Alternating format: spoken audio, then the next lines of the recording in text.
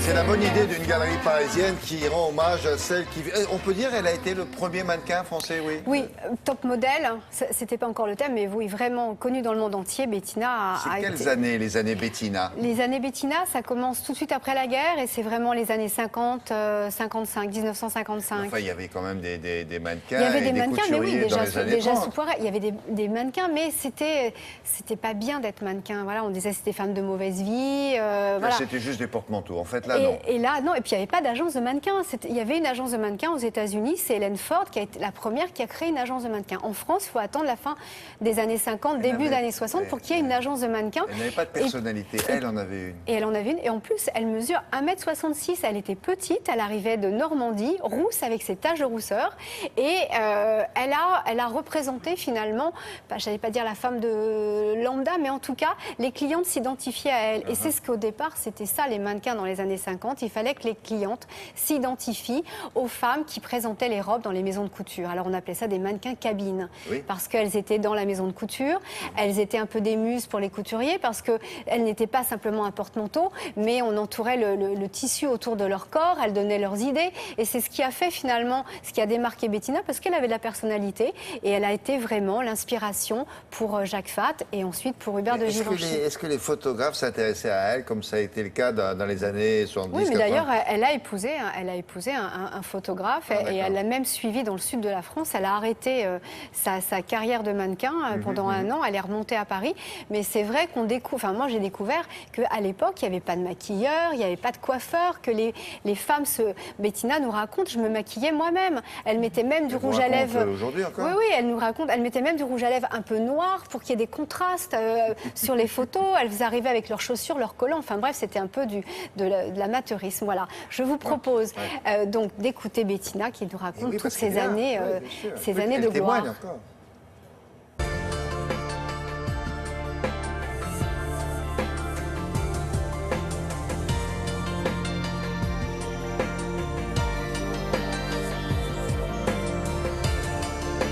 C'est un métier qui était nouveau à cette époque-là. Il n'y avait pas de top modèle où j'étais la première.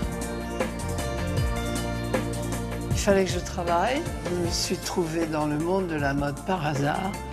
Et on m'a engagée comme mannequin tout de suite chez Jacques Costet. J'avais des cheveux longs et roux, venant de la Normandie. Et on m'a beaucoup demandé. Je ne suis pas née sous le nom de Bettina, mais j'ai été baptisée Bettina par Jacques Fath. Il y avait plusieurs filles qui portaient le même prénom. Il m'a dit, tu as une tête à t'appeler Bettina. Qu'est-ce qui lui est passé par la tête à lui? Je ne sais pas.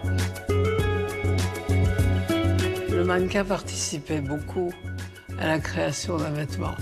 Il fallait prendre le tissu, l'enrouler sur soi, donner un départ de quelque chose. On n'était pas plantés comme des bougies devant un miroir. Il y a des photographes avec qui c'était plus exigeant que d'autres. Poser pour peine était quelque chose d'extrêmement sévère. Si on arrêtait la pose pour se réfléchir, il fallait reprendre exactement la même pose, le même sourire. C'était un travail.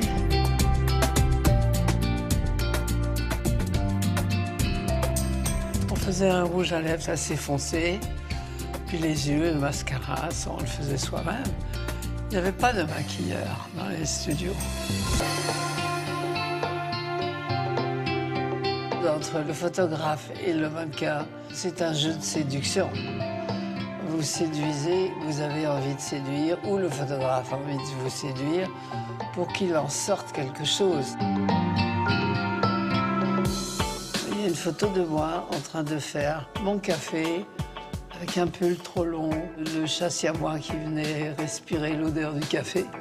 Ça a quelque chose de très vrai. Et puis, une autre photo que Fath avait créée avec une chemise d'homme en satin, gris tourterelle, les cheveux coupés très courts, et c'est tellement moderne. Je me retourne et je me dis, mais j'ai quand même beaucoup travaillé. Ça a été très joliment organisé. Je trouve que l'accrochage est très harmonieux. Même des photos que j'avais oubliées dans le fond de valise, comme ça, elles sont ressorties vivantes. Et je trouve que c'est une grande réussite. C'est une dame qui a pas loin de... Elle a 89 ans. Pas loin de 90 Cette ans. jeune fille, en Cette tout jeune cas, fille. c'est jusqu'au 11 janvier, c'est Oui. gratuit. Et puis il y a le joli catalogue de l'exposition qui est numéroté, 1000 exemplaires, ça coûte 50 €. Donc D'accord. c'est une belle idée de cadeau. Au programme de la sélection littéraire d'Olivia de Lamberterie, 2 livres d'images à glisser sous le sapin. Ben oui, on continue, hein. C'est pas fait le 24 encore, il y a encore des idées à trouver.